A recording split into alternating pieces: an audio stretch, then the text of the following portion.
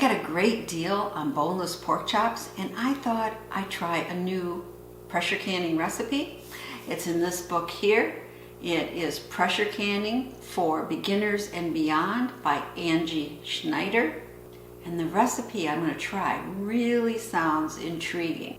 This is another recipe where you put a whole piece of meat, in this case 2 whole pieces of meat, in your pint jar and can it. I mean, have you ever canned an entire boneless pork chop in a pint jar before?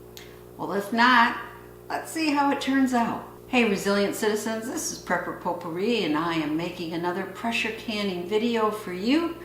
And if you're not a subscriber, please hit the subscribe button and hit that little bell icon so you receive an alert every time I post a video. So in a previous video that was for Lisa at Sutton's Days January this year, I did an eye of round steak with onion gravy. And it was an entire round steak in a pint jar. My husband really liked this, so I am hoping that this recipe I'm trying out will be one of his favorites too. The recipe is entitled Spicy Pineapple Pork Chops. Doesn't that sound good? Now the recipe is to can up 8 pints. But you know, when I'm trying a recipe for the first time, what happens if I don't like it and I have 8 jars of it on my shelf? So I'm cutting the recipe in half and making only 4 pint jars. And then we'll see, does this go on my must can list, or is it something I tried and won't try again? And the other thing I like about this, it doesn't have a lot of ingredients. It's not a lot of prep time. So this is going to go together really quick. And if you don't have a lot of time, like a whole day for canning, this is a great recipe to try. So half of the recipe would be 3 pounds of pork chops, boneless pork chops. And I had bought some pork chops from Sam's Club. And I mean, they're very thick. So I cut them in half because I'm figuring 2 of these per pint jar.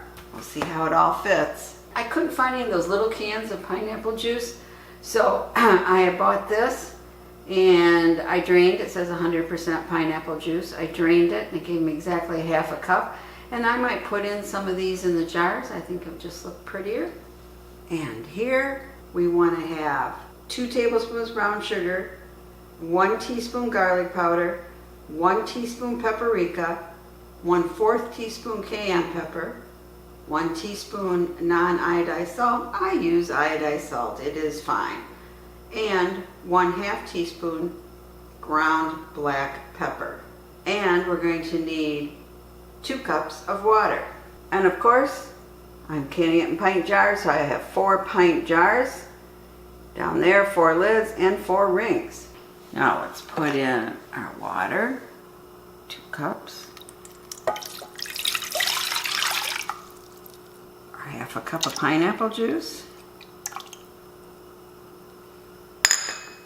All of our spices and brown sugar.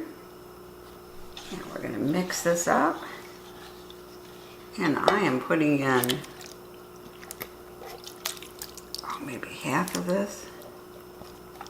Yeah, about half a jar of this too. Okay, time to get this on the stovetop.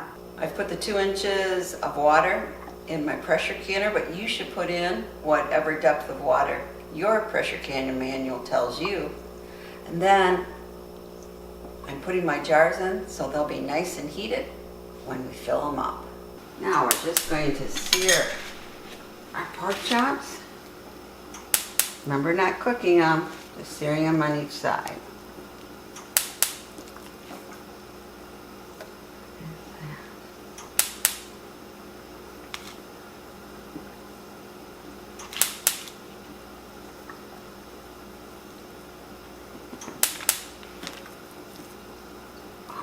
Okay. Be back when it's time to turn them over. Okay, so I've turned them over. Remember, we're not trying to get them brown, just searing them. We're not cooking them. And now the fun part, these jars are hot. Okay. Stick this in. Okay, got one in there, two in there. Now, it's gonna have to be smushed down a bit. There we go. Let's do another one.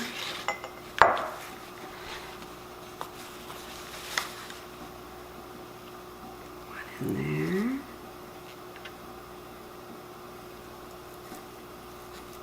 Okay, again, smush it down so it doesn't go over the inch headspace. And I'll be back when I have the rest of them done. Okay, I do have one pork chop left over. I don't see room for it, so I'll have to use this for another purpose. So I would say instead of the weight, she should have clarified the number. I think we want 2 pork chops per jar. Now we want our broth here. It's been boiling, so it's nice and hot.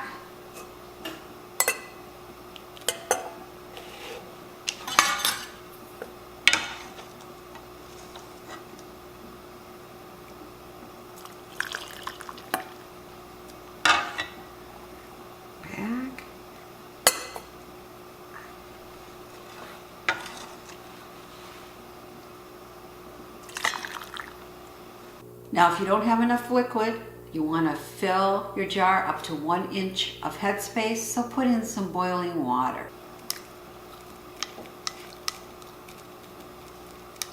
Wiping the rims because this could be sticky.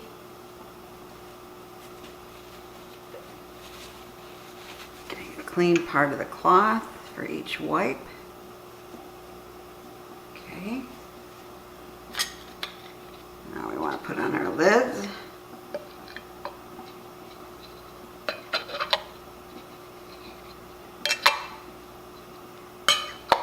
And our rings.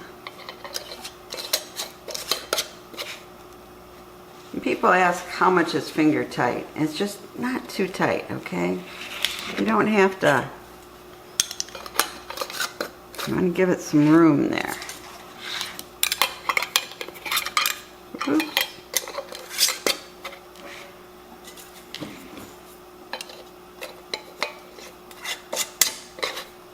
Okay, let's get them in the canner. Okay, we got the jars in the canner. We checked to make sure this is lubricated. And now it's time to put our lid on. Always check your vent hole. I put a paper clip in to make sure it is open. Lid on.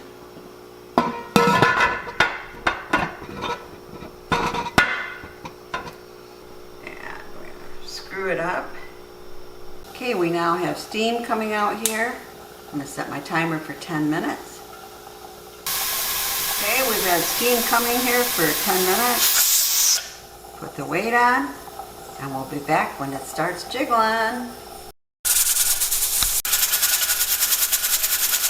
Okay, our 75 minutes is up, so I'm going to turn off the burner and wait until this gauge is down to 0. Take off our weight. Do a little sound there.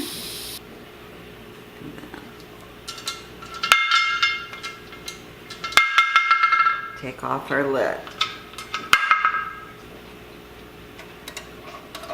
So here they are. There wasn't any leakage. So here they are out of the canner. All 4 jars have sealed. I'm going to wait 24 hours, then take off the rings and label each jar with what's in the jar. And, of course, the date canned. Okay, I'm going to open our spicy pineapple pork chop. Nice seal.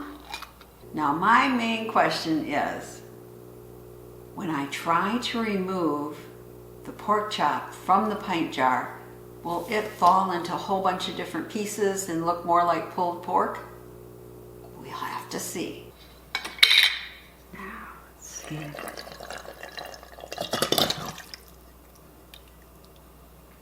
Luckily it all came out one piece.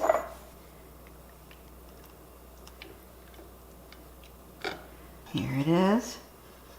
Dumped it out in the saucepan and put it on the stovetop, and we're going to cook it so it reheats for about 10 minutes. Now we just have a half a tablespoon cornstarch in here, just a little water. I'm going to make a slurry so we can thicken the pineapple sauce a bit.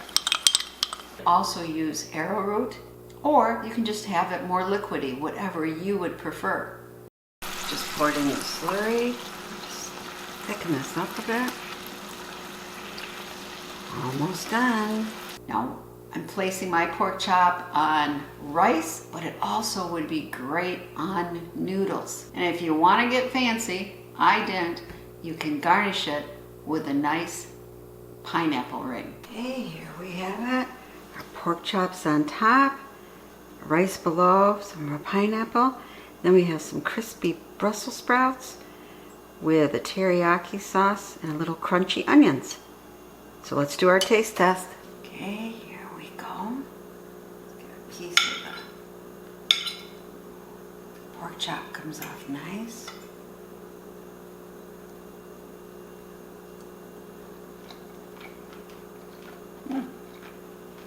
Melts in your mouth.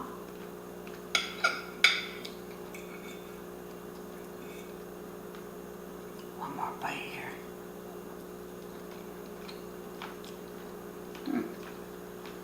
Pretty good. I don't think it's that spicy though. I might add a little more red pepper when I make it again. A little Brussels sprouts. Nice and crunchy. I was amazed how the pork chop stayed in one piece, even though it was cooked for 75 minutes, right, processed. But this is kind of a unique canning recipe where you do whole pork chops, 2 of them, in your pint jar, and then you have a meal. It doesn't look like it came from a can at all. Okay, I kind of hurried through the taste test because, well, my husband was hungry. He wanted his plate of food. But as you can see, it's all eaten. My husband really, really liked this. He loved how tender the pork chop was. And I had made some homemade teriyaki sauce, kind of a really thick sauce to put on the air fried Brussels sprouts.